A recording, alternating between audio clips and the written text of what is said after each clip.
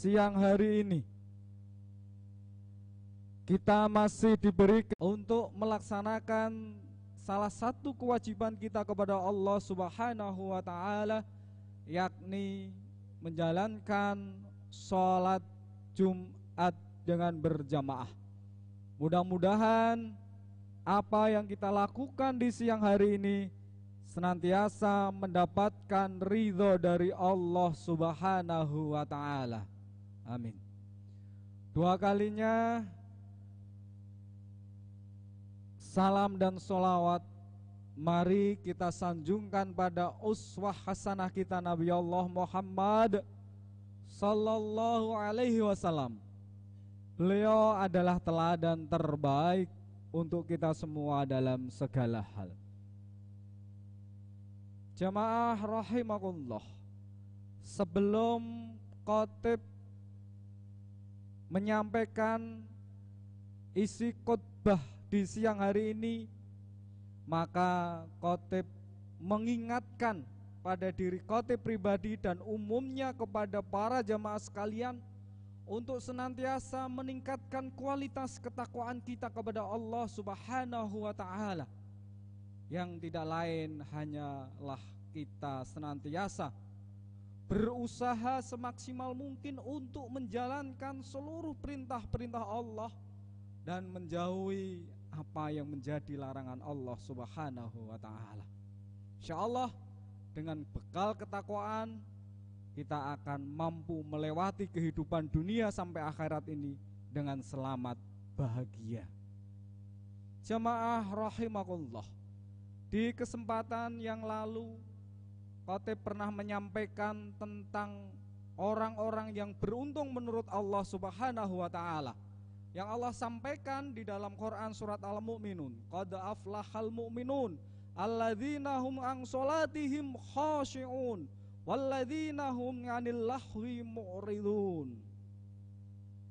Qad aflahal mu'minun. Orang-orang mukmin yang beruntung itu siapa? Satu kata Allah. Alladzina hum an sholatihim khashi'un,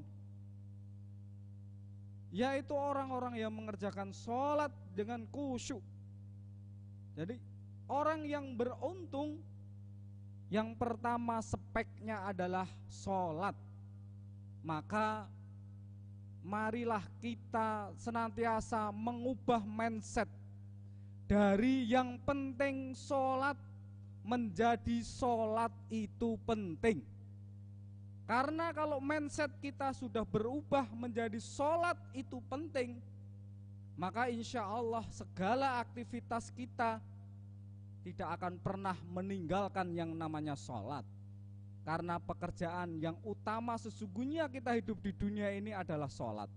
Maka bekerja itu adalah senantiasa hanyalah sebuah pekerjaan untuk menunggu waktu sholat. Maka ketika sudah datang waktu sholat, segera kita sholat.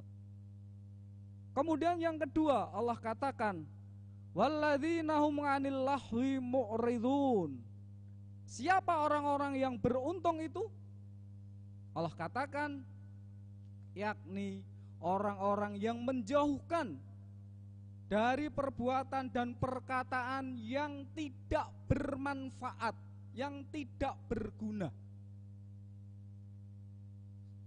Jamaah rahimakumullah, kita hidup di dunia ini sementara, hanya sekejap mata dibandingkan kehidupan akhirat yang selama-lamanya.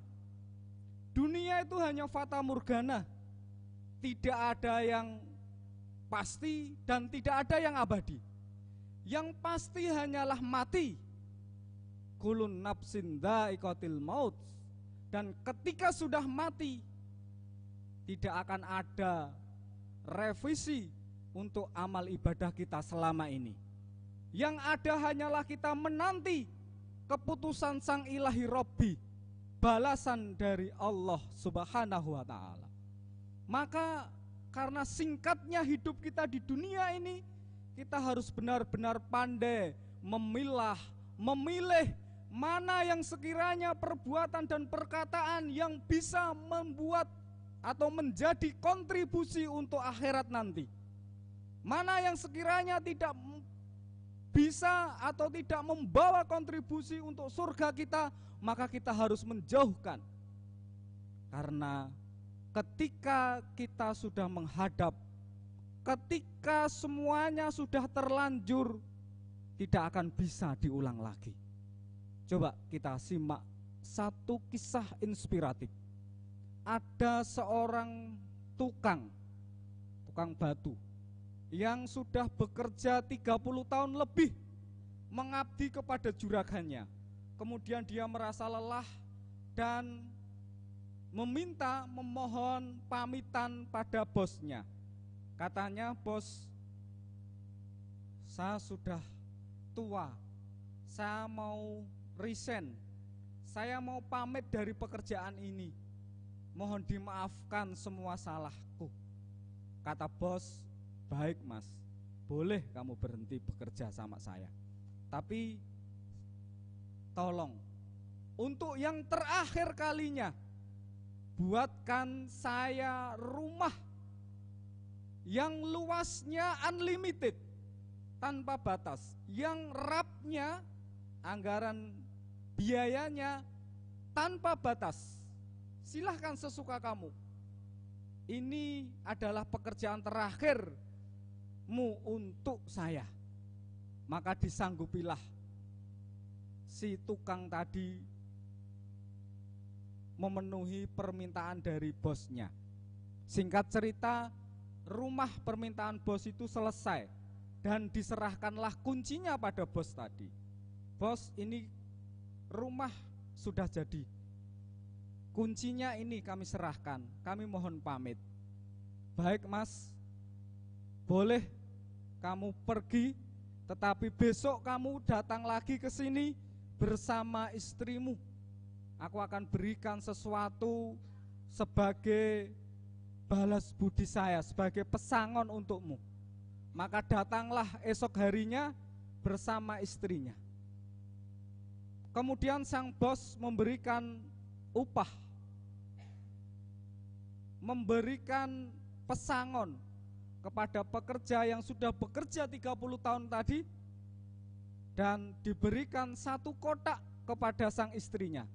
Kemudian si tukang tadi pulang. Sesampai di rumah, maka dibukalah kotak tadi. Betapa terkejutnya si tukang tadi, karena ternyata isi kotak itu adalah kunci yang kemarin diserahkan kepada bosnya. Sambil tepuk jidat, "Aduh, seandainya saya tahu rumah pesanan terakhir yang diminta bos itu bakal diserahkan ke saya, maka rumah itu akan aku buat yang sebagus-bagusnya, akan aku buat seluas-luasnya. Tetapi apalah daya, semuanya sudah terlanjur." Maka dari kisah ini, jamaah sekalian, penyesalan itu datang di akhir. Kalau di awal namanya perencanaan. Ketika semua sudah terlanjur, ibarat nasi sudah menjadi bubur, tidak akan ada yang bisa diulang lagi. Maka kesempatan yang Allah berikan hidup di dunia yang hanya sebentar ini, mari untuk urusan dunia yang main-main ini kita terlalu serius. Tapi untuk sesuatu yang serius, akhirat, karena akhirat itu yang serius dan yang pasti, kita main-main. Saya ulang, kita terkadang terlalu serius untuk dunia yang hanya main-main, tapi kita main-main untuk akhirat yang seharusnya serius. Coba kita lihat, ketika ada informasi bahwa besok akan ada diskon besar-besaran 70%, maka semua orang bersiap-siap untuk menyerbu semuanya. Tetapi ketika Allah katakan sholat sunnah sebelum subuh itu lebih baik dari dunia seisinya. Berapa orang yang datang ke situ? Untuk yang main-main kita serius, untuk yang serius kita justru main-main. Padahal ketika nanti di alam, sudah kita berada di alam kubur, semuanya itu pengen balik ke dunia. Rabbi laula akhortani ila ajalin qarib fa'asaddaqo. Ya Allah, itu kata si mayat, seandainya engkau menunda sedikit waktu saja untuk kematian, maka aku akan bersedekah. Jamaah rahimakumullah. Maka sekali lagi, kesempatan yang Allah berikan ini jangan pernah kita sia-siakan.